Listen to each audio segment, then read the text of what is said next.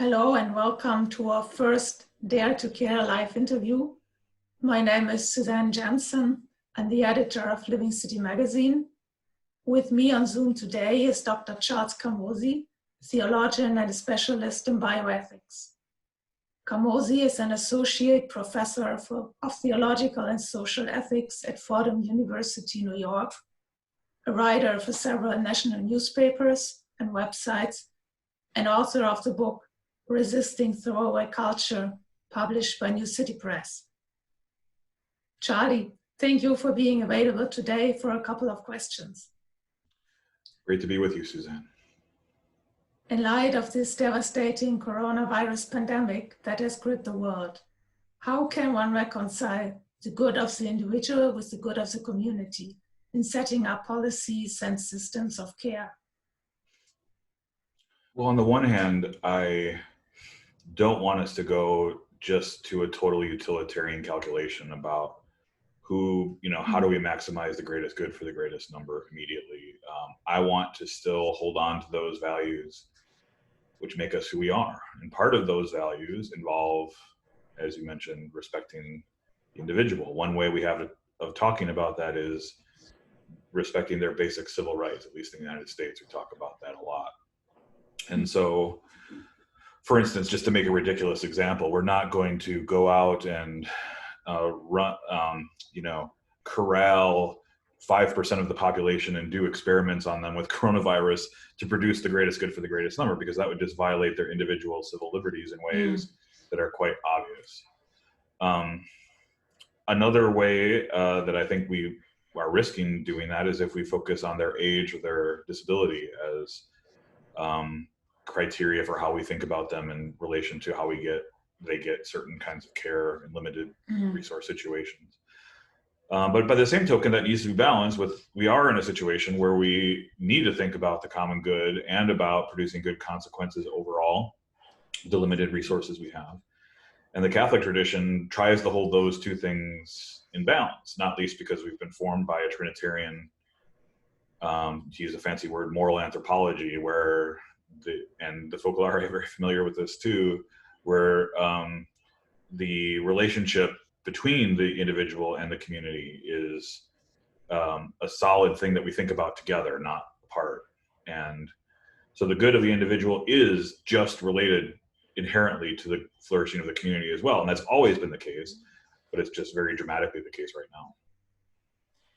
So if the coronavirus makes us face dire decisions when medical resources are scarce, should doctors opt not to put elderly or people with preconditions on the ventilator? So what should be our ethical criteria? Well, the first thing I would say is I may have been too quick to assume that we would be in situations like this.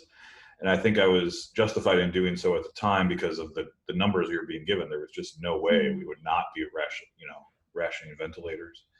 But happily, at least for now, it looks like that we've avoided the fate of Italy and Spain and some other places, China, though we don't really know a whole lot about what went on there.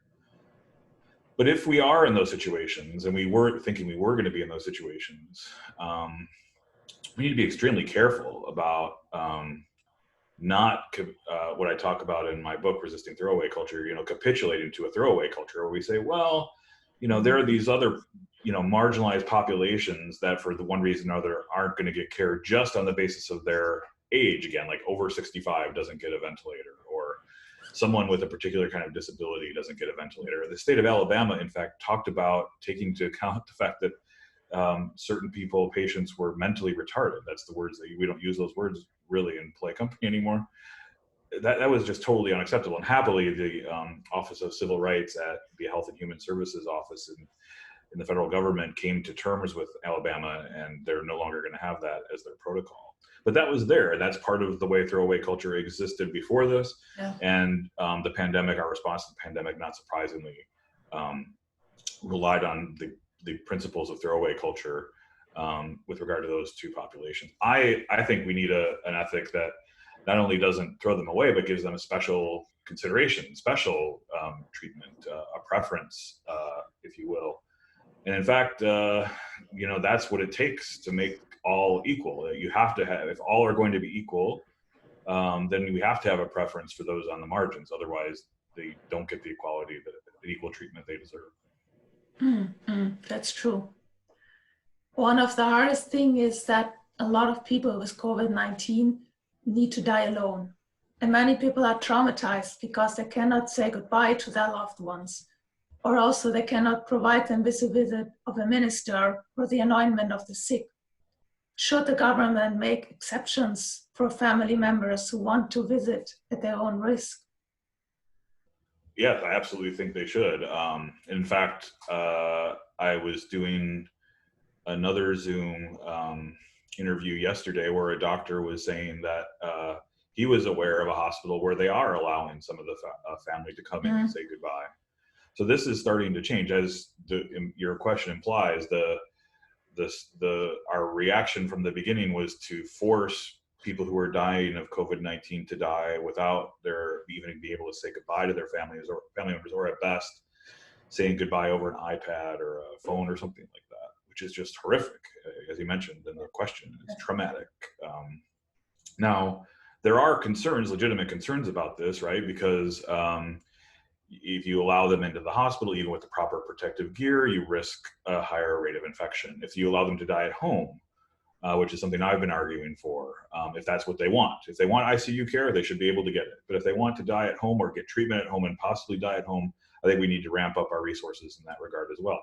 There is legitimate concern to all this, and say, well, doesn't this at least raise the possibility of higher infection rates? And that is an important thing to think about. But as so much that this pandemic has taught us, it's not necessarily the way that we think it might work out. Italy had an example, especially in northern Italy. There's been a study done that showed that people that got treatment at home did 50% better than those who were treated in the ICU in Italy. Now, northern Italy especially is in a different situation than a lot of the United States is right now. So it's not totally clear what would happen here, but at least that suggests that maybe things wouldn't work out the way that we think in terms of higher rates of infection or something like that. But let's stipulate, and I talked to several people that work on the front lines of home hospice and home health care, and they were willing to stipulate that it might have, we don't know, but it might have might result in a higher infection rate. Aren't there certain things that we're willing to say we're willing to have that risk for? Is there nothing that we're willing to say could possibly trump just doing everything we can to lower infection rates? I would think that there are some things, and one of those things would be giving people a chance to say goodbye before they die, and having their family members say goodbye to them, and having a holy person, a religious figure, give them last rites or perform a ritual, in a Catholic sense, a sacrament. Now, that doesn't mean that we just do everything to open up the country again quickly, and it's not about the economy, it's not about these other things, but there are certain goods, I think, that rise to the level, and I think those kinds of goods do rise to that level. That really would need a further discussion, and really to see what are the values that we hold on to. But now everybody is talking about reopening the country. How can we balance the risk between exposing people to the virus and, on the other hand, an enormous economic depression? Yeah, like I just said, I think it would be a bad mistake to just reopen the country because the stock market was down and people's 401ks were down, or even something less crass than that people are losing their jobs at a high rate or something like that. Those goods don't seem to rise to the level of being willing to, especially in a major way, right? I mean, there's a difference between very well trained home health care providers with sufficient protective gear, and family members and priests in fact are now being trained with personal protective equipment to deliver last rites and other things. There's a difference between that and just say, like, okay, back to normal, let's everyone go to work.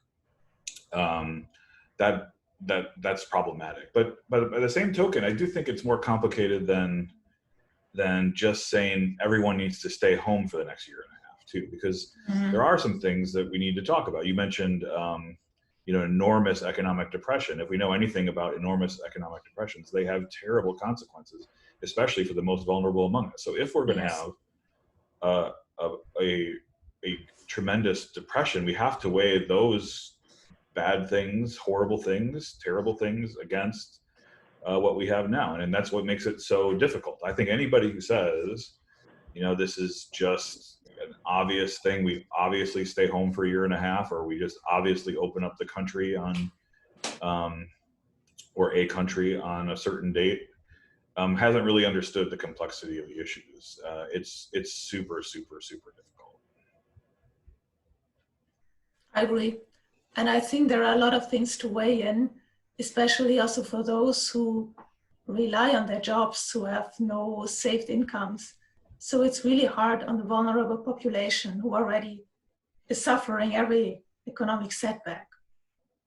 And those who are helping those of us who are staying home, right, by exposing themselves every day. I mean, people deliver my groceries and my medicine, and who stock shelves, and who are on the front lines, obviously, of the emergency room and ICU, and those who are delivering home health care. The longer we do this, the more that and don't help those and take some of the pressure off of those people, the more at risk they find themselves too.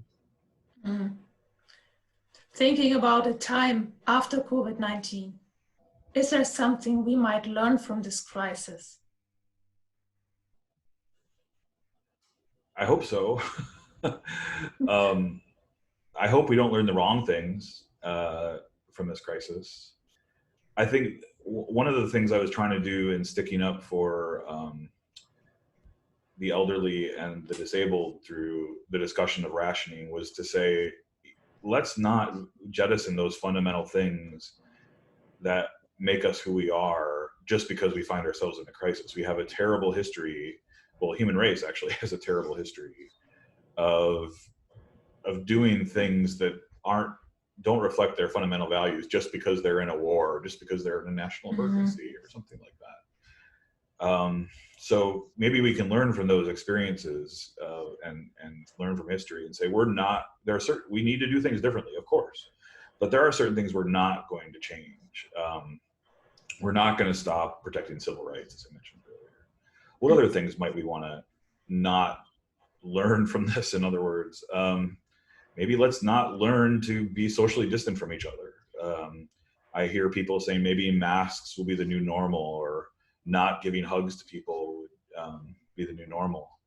And I think that's just a disaster. I think we already had a culture that was pushing away from relationship and from engagement, and was desperately lonely and self-isolating, and things which supposedly connect us together, like social media and our smartphones, were actually paradoxically having the opposite effect. Like, people were more lonely and more disconnected and had fewer real relationships and life-giving relationships, especially young people, especially people my students' age. Huge levels of anxiety and depression, and suicide rates just going through the roof. This has the potential to make that even worse. If we don't come away learning, if we learn the wrong lessons from this, if we say, well, now we got to do all this differently, we got to push even more in a culture of disconnection from each other, rather than what I call, and Pope Francis calls, a culture of encounters. So I guess I hope the lesson we learn from this is we need each other. We need to be with each other. We need to have genuine encounters with each other, not virtual, as great as this is to be with you today virtually. We need to make the intent a very intentional decision to say, we're not going to just lazily go on a Zoom meeting when we could meet in person, or we're not going to just send a text when I could walk down the street and see a neighbor or a friend or something like that. And that's one of the lessons I've learned from my being around the Focolare, is this better than anyone. We're made for unity with each other. And there's a certain level of unity we can have virtually, but it needs to be embodied if it's going to be true unity. Mm. I think also it could be that more people have this longing really to connect. I hear that a lot, that people say, wow, now I really appreciate that we could meet personally, and hopefully can meet personally again soon. Thank you, Charlie. One question maybe, how are you living this time? How do you dare to care while being on lockdown? Well, part of it is I'm trying to care for my 4 children who are also with me in the house, and we're doing our best to keep everyone on task with regard to school online and keeping a good routine and praying on a regular basis. But the thing that I've been able to do that's different is I've been able to reach out to my local parish community. I was part of a phone tree, or I don't know if that's the right word for it. I was given, 300 people to call or whatever it was over time, just to check on them and see how they're doing. Mm-hmm. So people in my home parish, I would have never talked to really, or, we go to different mass at different times, or our social circles don't cross or something like that. I was able to have conversation with, and even actually have conversations with people who were struggling and who needed help and who the parish could, try to serve. So I guess those are the 2 ways I'm trying to #dare to care. Is that what it is? Yes. Thank you. That's a great example. Thank you so much for your time. Thank you for your answers, and stay safe, and we stay connected. Thank you. Thank you, Susan.